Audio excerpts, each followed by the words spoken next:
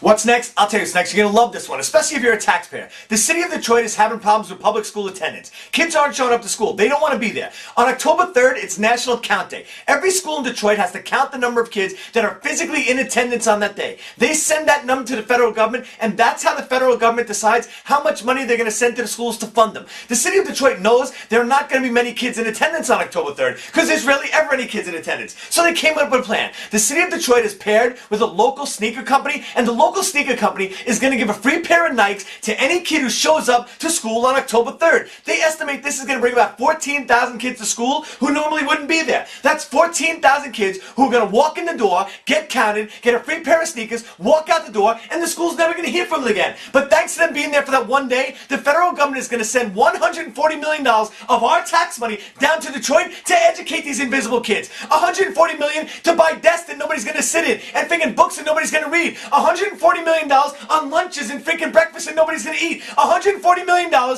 so teachers can write notes on the board that nobody's going to freaking read. And you wonder why this country's freaking bankrupt? Isn't it